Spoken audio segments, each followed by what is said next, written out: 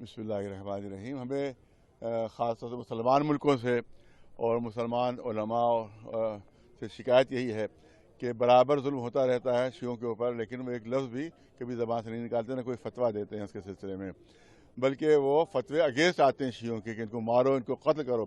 سعودی عرب کے جو مفتیوں کا ان کا فتویٰ ہے کہ شیعوں کو قتل کرو، شیعوں کے گلے کاٹو، یہ فتویٰ ہے سعودی عرب کے مفتیوں کا. تو اسی سے سب مسلمان جو بچے اور جوان بہکتے ہیں اور اسی سے آتنکوادی وہ بن جاتے ہیں، وہ اسی سے دہشت گرد بن جاتے ہیں. اور پاکستان میں خاص طور سے جو ہے وہ دہشت گردوں کی کھیتی کی جاتی ہے وہاں کے اوپر، اور وہاں سے دہشت گرد پیدا ہوتے ہیں وہاں سے. لہٰذا ہم تو چاہتے ہیں کہ جس طرح سے اسرائیل دہشت گرد ملک ہے، جس طرح سے سعودی عرب دہشت گرد ہے، اسی طرح سے پاکستان کو بھی دہشت گرد آتنکوادی ملک ڈکلیئر کیا جائے یونائٹڈ نیشن کی طرف سے. اس پر پوری پابندی لگائی جائے کہ یہ حملے روکے، کیونکہ 30 سال سے شیعہ مارے جا رہے ہیں وہاں کے اوپر، اور 1 لاکھ سے اوپر شیعہ اب تک وہاں مارے جا چکے ہیں دہشت گردانہ حملوں میں. لیکن حکومت نے کوئی کارروائی نہیں کی، بلکہ اگر کوئی پکڑا بھی جاتا ہے آتنکوادی تو اس کو چھوڑ دیتے ہیں، چھوڑ دیا جاتا ہے اس کو دباؤ میں آ کر. 2-3 دن 4 دن اس کو جیل میں رکھا، اس کو چھوڑ دیا دباؤ میں آ کر. اس کا مطلب ہے پوری پاکستانی حکومت جو ہے وہ آتنکوادیوں کو بھرپور ساتھ دے رہی ہے.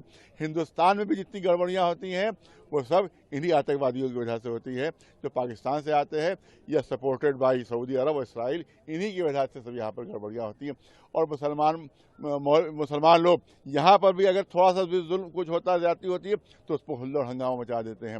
لیکن جب خود مسلمان شیعوں پر زیادتی کرتا ہے تو سب چپی ساتھ لیتے ہیں، بالکل کوئی اس پر نہ کوئی فتویٰ، نہ اس کی کوئی کنڈمنیشن، نہ اس کوئی مذمت.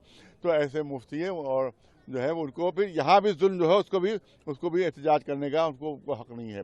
جب وہ خود اپنے مسلمان اپنے چھوٹے بھائیوں پر ظلم کر رہے ہیں، اس پر نہیں بول پا رہے ہیں، تو یہاں ان کو کیا حق حاصل ہے کہ یہاں اگر کوئی زیادتی ہو جائے تو اس کے اوپر وہ آواز اٹھائیں.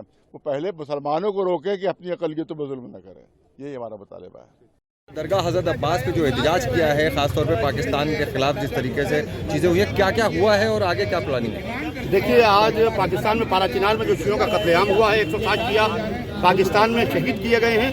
تو اس کو لے کے آج حیدری ٹاسک فورس نے زبردست طریقے سے احتجاجی مظاہرہ، مجلس ایصال ثواب، کینڈل مارچ اور پاکستان کے وزیر اعظم کے پتلے کا باقاعدہ جلانے کا انتظام کیا، اور زبردست طریقے سے یہاں سے حیدری ٹاسک فورس نے سرا احتجاج بلند کی. آگے اور کیا اس میں آگے اس کے اندر ہم ابھی ہمارے ادھیکش جی مولانا صاحب مہدی صاحب قبلہ یہاں موجود ہیں، منع آغا صاحب ہیں، مجاہد صاحب ہیں.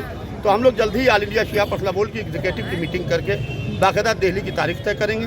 ہم دہلی میں پاکستان ایمبیسی کے باہر زبردست طریقے سے پردرشن کریں گے اور یونائٹڈ نیشن کو میمورنڈم دیں گے.